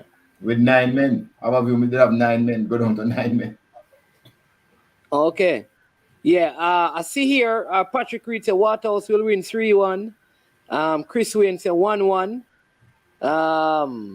Yeah, Fresh God said Humble Lion 2-1. Unseen, tell me what you think about this one. Waterhouse. Kemar Fast having a brilliant season in goal for Waterhouse again this season. Management is our best. Waterhouse can well, put this now. Avoid the physicality of Humble Lion. For me, I think Humble Lion play too much with power and less tactical. I think that is one of the factors. Well, Humble Lion won't have the striker today. What's his name? Clennon for this game. He get too much yellow card. Yeah, card and he's out. But Vanzi returns though. But they were without Vanzi in the last game. Vanzi will be playing? Yeah, Vanzi return. Yeah, okay. and in the interview, the coach did say that they need to go into the window and find a forward because they need to be scoring. And Sharp is back because Sharp didn't play either. Russian Sharp. Mm-hmm. The man is on. The physicality though, I think the physicality outpowering technical. Well, without Clennon, a lot of their physicality is gone. But they still have other player who play physical still, you understand? And the defense line, it's not that easy. They not play with people. Well, they have only conceded 7 goals, you know, just like Mount Pleasant and Portmore. So their goal concession is very good. You don't score a lot on them. So I don't see Harborview scoring 3 on Humble Lion. Well, Waterhouse themselves hasn't scored a lot of goals. And Waterhouse has scored only 10 goals after scoring 4 on Harborview in 12 games. 10 goals, which is uncharacteristic of Waterhouse. Yeah, but Waterhouse... Humble Lion has scored 12. But at the moment, Waterhouse get back a lot of players who were players that helped them last season, and they're back at the club now. And I think those players can play a vital role in terms of quality going forward to get the goals. Which heap of players they got back? Andre Fletcher. Andre Fletcher. They got back Beadle, I think. But Beadle never used to score. Beadle is a wing back. Yeah, but that don't mean he wouldn't help. Yeah. Yeah, Sharp was in the Mount Pleasant game and he came on, so they're not just getting him back. It's So I think Waterhouse will win 2-1. All right, at Effortville, I'm going with a draw. Sir Christie, what do you think about this one? Like you, I'll be going with a draw as well. So Waterhouse is in transition. However, the history will the Humble Lion team does not score a lot of goals, and I think Coach Gale might be a little bit guarded to not overextend himself, keep the shape of his team, and come on with a result, whether it be a win or a draw. But I think the final whistle, it will be a 0-0 draw. No goals will be scored in this game. Look, Umberland, it's impossible in my book for anybody to score 2 goals at Umberland. So find another score. It has only been done to them 0-0. once. It's 0-0, I say. No, it's not 0-0. you. No, I'm agreeing with you. Say it nobody will score at Umberland 2 goals. I don't see. Yeah, or Oh, 3. you score 2 goals. Oh, you Well, score 2 2 teams goals. actually score more than 2 goals at Umberland from the season start. Early in the season, more lines defeat them 3-2. Remember that game? That was a shootout game. Yeah, when they were unfit. Yeah. So after that, it's only Cavalier alone scored 2 goals and them, nobody else. So I don't expect 2 goals to be scored so easy. Not from a Waterhouse team who's struggling to score goals. You scored 2 goals already, so you draw the line, you know? Have to. No, but when I look back at the record, it's true. Nobody Yeah, has been. Waterhouse don't score a lot of goals, man. You're easy at that. Waterhouse don't score a lot of goals. And This that is just this year, not usually. Because I this year. Yeah. But it's difficult to score 2 goals on them. Trust me, difficult. All right, so that's all the games. Yeah, and then you have we have the Monday night fixture. The Monday night fixtures. Let me find them for you. Here they are. Portmore, and these will be played at the Asher Stadium. Listen, if you want 2 tickets to go, just call in right now and answer one question, and you get 2 tickets to go to the game. Right? You can bring your lady, you can go out on a date right there and walk over the KFC when it finishes and go buy some chicken and eat and all of them things. You understand me? Right up in the town, they say, stop down at Sovereign, and you understand me? Get some taco or some Wendy's or something, I don't know, or some Subway. But yeah, double header at Asher Stadium on 5 o'clock and 7:30 Monday night fixtures. Portmore versus And Mullines have met 6 times. Yes. Portmore has won 4, and Mullines has won 2. So that's where it stands. No John game. Okay, so let me ask this, because I did hear that Portmore was supposed to lose some points for using a player, but I still see that they are on the same amount of points. Is it that they appealed and won it, or are you not aware of that situation? I don't know. But they haven't lost any points as far as I know. Okay, because I did report that, and that's what I heard. Yeah. All right. I think our club did write something. Okay. Yeah, but I don't know what happened. Okay. All right. I'm hoping all right. that nothing happened. So, the league now get their skelter. I'll just wait. Yeah. All right. So it is Portmore versus Mullines. Sir Christie, what say you about this one? And then we'll come back to Unseen and Mr. Speed with their prediction. Portmore versus Mullines United. Mullines United, they just told you that they got in 4 players and they released 8. Again? Well, You mean again? You mean recently or a long time? In the January window, they released 8 players and they got in 4 players. Well, I'm going to go out on a limb and give this one to Mullines. With Rudolph Astin in the back line. And the return of Alex Marshall. And Alex Marshall. This is Alex what?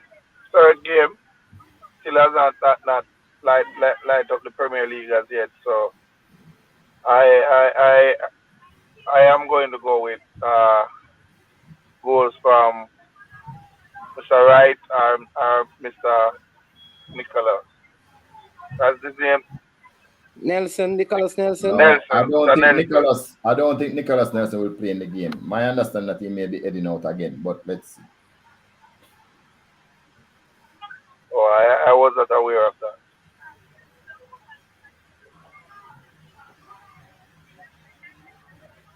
Still gonna go with Mullines for this one.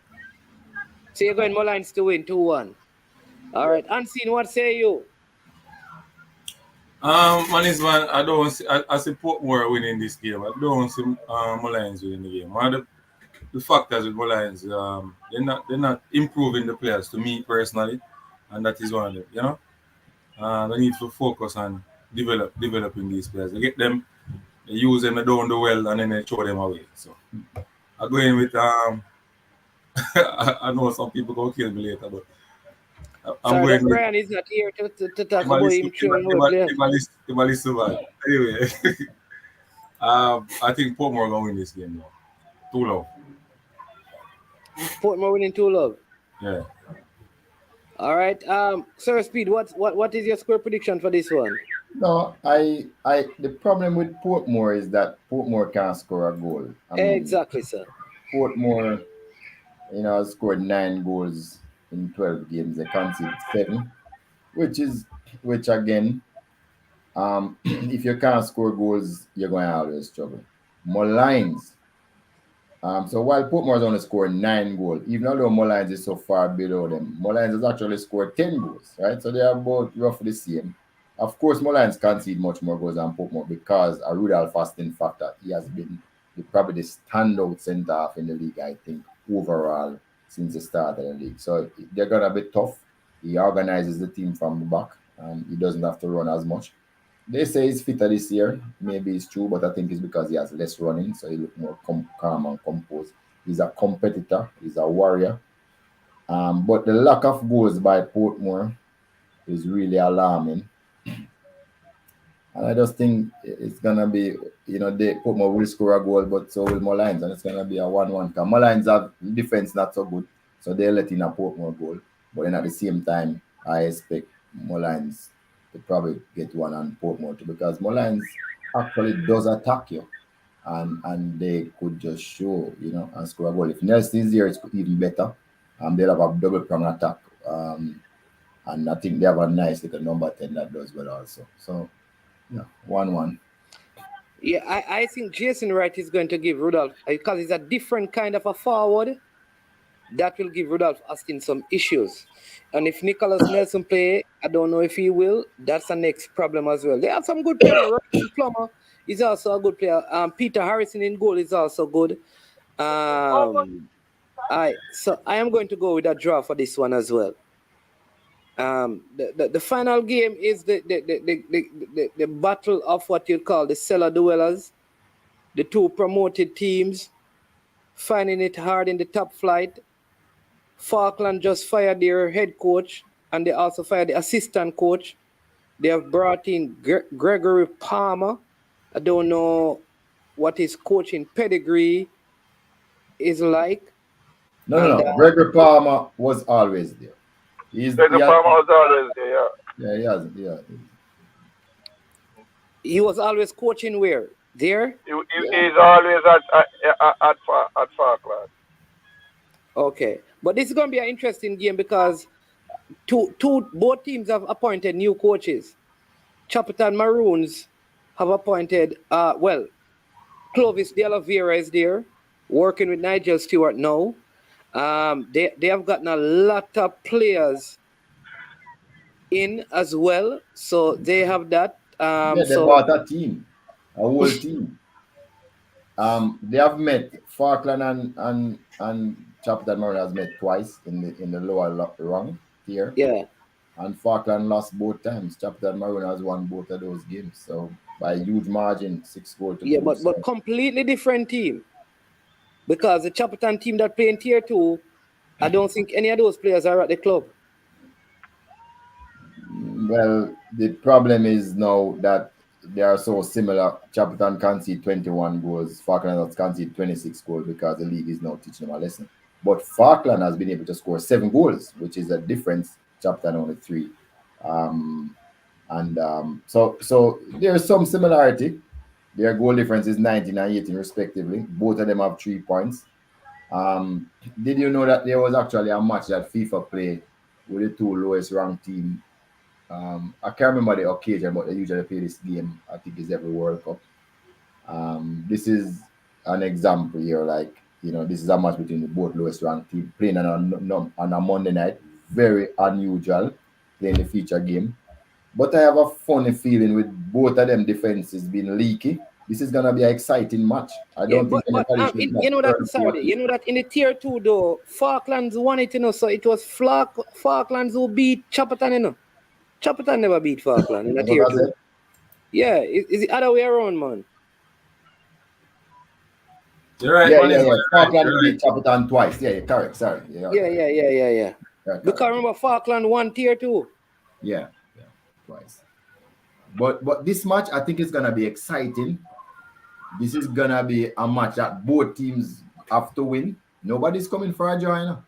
This is a match that somebody have to win to have any chance of staying in the top flight. This is a match that we're nice to see.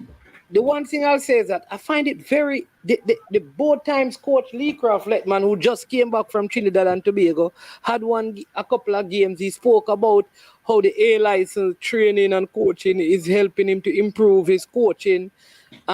He was out Tuesday night trying to find play, and the next morning he was out of the job. So he brought in players, and the next day he was fired without getting an opportunity to play with some of the new players.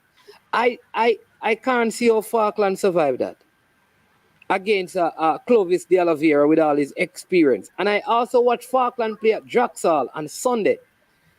And with Chapperton, with few players. Evan Taylor playing in midfield look like, I mean, he has gotten a new zest, zeal and stuff. Man looking like him around 16. You understand me? So I just feel like they also had what's his name? Not the captain, but he's also a very good player. He was at Mount Pleasant, sat on the bench, but he plays centre back for them. He looks good as well. So I think like I just feel like Chapperton is going to get the better of Faulklands. And this is the beginning of the end of Faulklands. Well, anybody lose here is in problems. But me, for this one, I'm going to take the 5th because I don't know who's going to win this game. Osani Ricketts, yes. I don't know who's going to win this game. I don't know. Yeah, and I think this is the name you're trying to remember, Javier Lynch, the JC player. He's also at Harborview. So he's one of the strikers that went over to Harborview. What say you? Yes. Yeah. What is your score prediction, Sir Christie, on this game? I'm going to go with Chapperton. I think Chapperton will prove too much for this Faulkland team over 90 minutes. I don't see them improving. I saw them against Arnett. I thought that would be something that they could have built on. The very next game, they got 3-0 from Tivoli at home.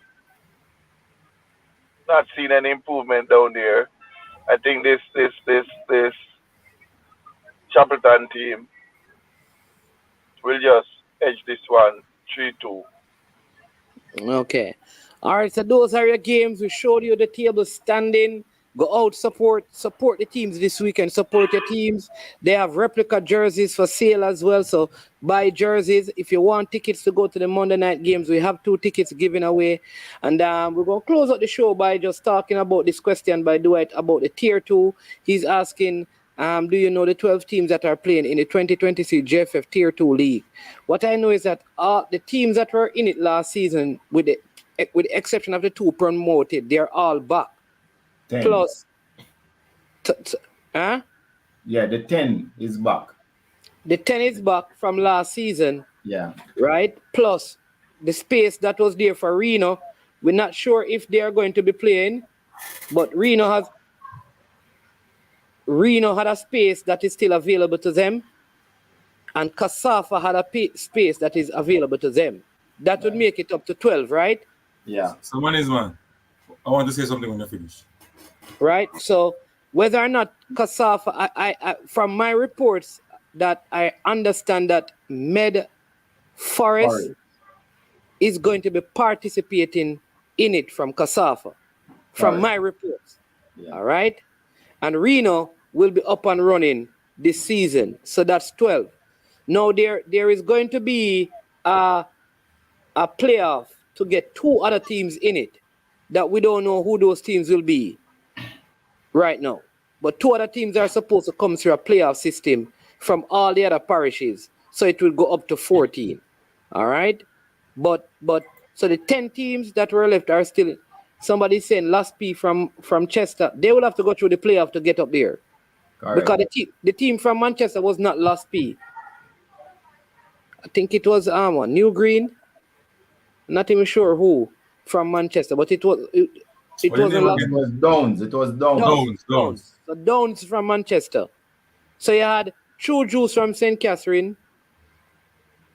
From Clarendon, you had Chapperton Maroon, so they are up. You have Downs from Manchester. From St. Elizabeth, you have Treasure Beach. You didn't have any from Westmoreland. From Hanover, you had the Lucy FC, I think the name was. From Trelawney, you had the Marlies team, Falmouth. From St. Anne, you had Limeall. St. Mary had Albion Mountain. Yeah? But man is Limeall not enter again. So I don't know about that. I don't know about that. Portlanders from Portland. Portlanders from Portland. And Baptist Alliance it was? Yeah, from St. Thomas. From St. Thomas. So St. Catherine at True Juice. And St. Catherine, right. So you had Falmouth United, Medforest, Baptist Alliance, Portlanders, True Juice, Hopewell from Hanover, Downs, Limeall, Wadada, Albion Mountain, Treasure Beach, Reno. +2. So Sir Speed, if it's a case where the team that was in it from last year said that they're not going to enter, so a team automatically take them spot and don't have to go to the playoff, right? A team from last year? Yes. Yeah, all the teams from last year staying. No, what he's saying is that suppose Limeall from St. Anne say, listen, we don't want to participate again.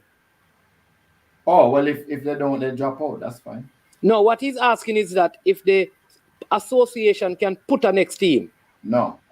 That one year of is gone. Everything now is sporting merit. You can't get in there without sport. So you have to go play the qualifiers first before you can go in.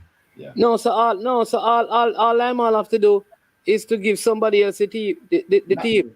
Why just use the word give? Sell. Sell it for free. No. What do you mean sell for free? It No, costs 3 million to reach there or 5 million. So somebody who wants to do that, you ask them for the same money because for you to qualify to reach there costs money. So somebody want the spot, you sell. Think of football as a business. Sell, not give. Yeah, so nobody not pay no money for it. You know just sell it for free.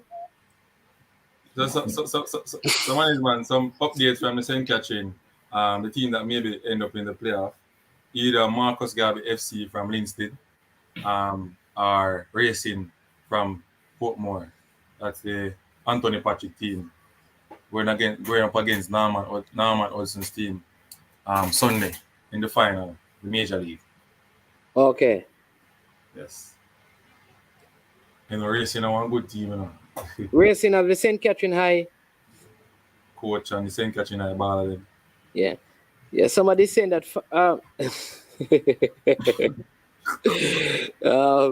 outside a foreign investor might buy a club in the JFF tier 2. Maybe no, man, go down next. Go down to the next. No. Me now go down to the one them. Yeah, go down to the next.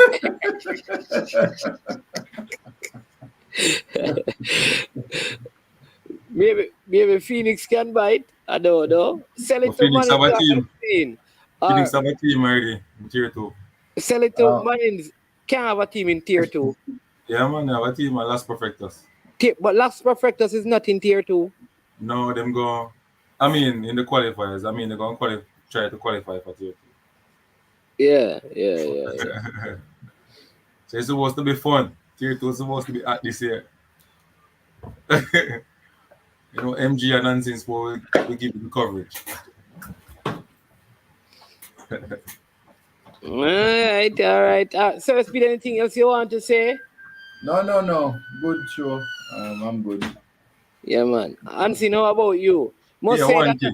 I must say that I've gotten some feedback. I heard that what the head coach did this week with the coaches was also a very good thing. Were you there, Mr. Speed, and how did you find it? Yeah, I was there watching the first day. About 6 hours of coaches was there too. Very interesting.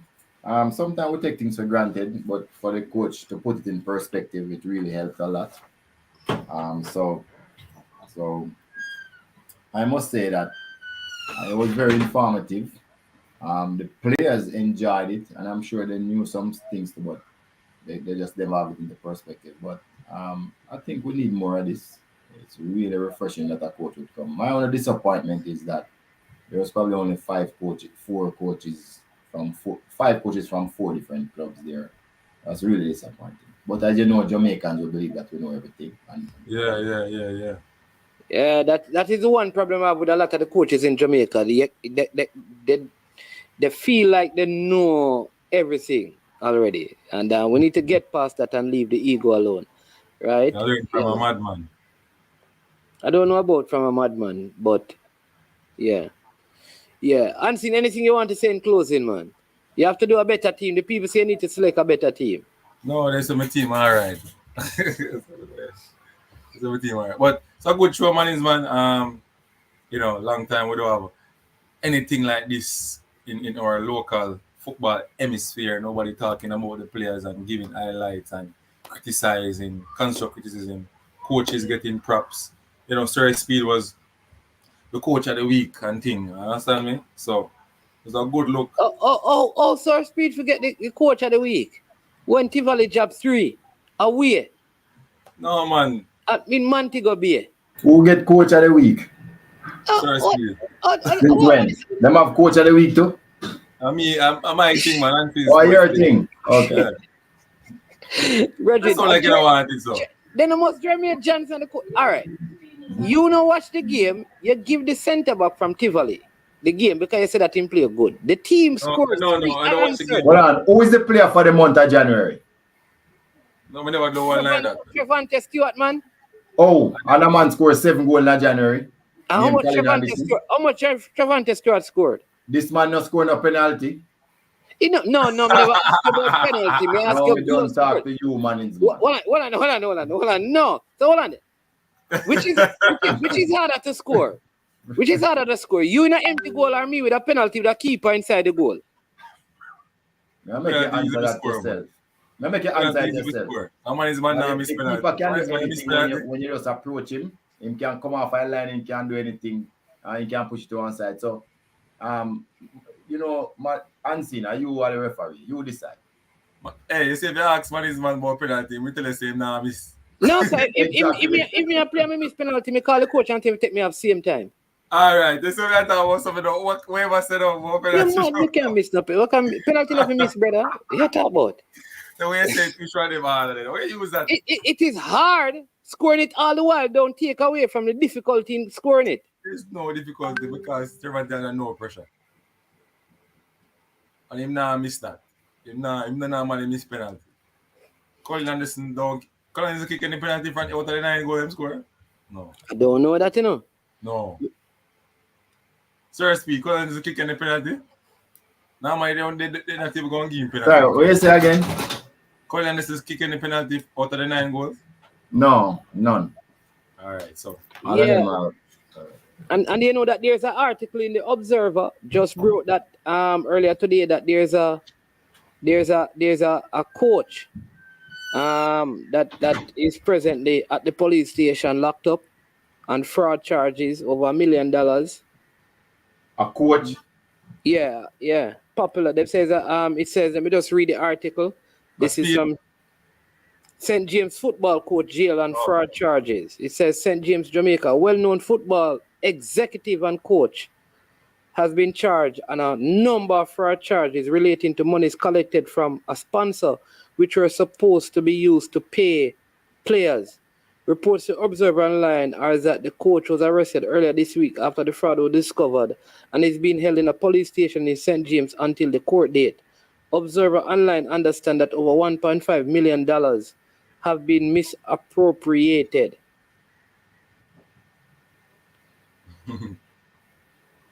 Never heard about that.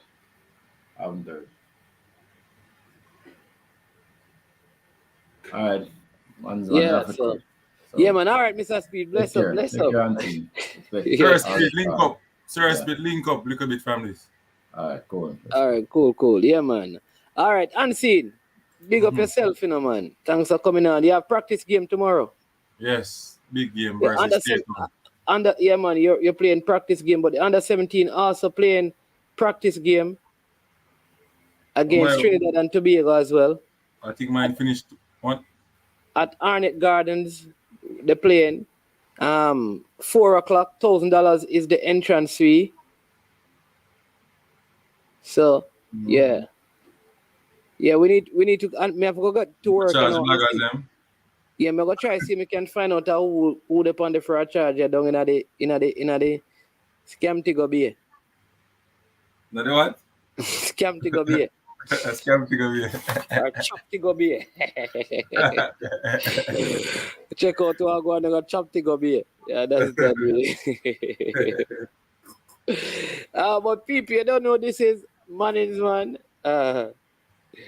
This has been I Am Sure Sports. That's Unseen. Big up to all the persons: Brian, Mr. Speed, Mr. Christie, Balakar. You don't know all the subscribers, all the viewers, all the persons in the comment section. Thank you for watching. Thank you for viewing.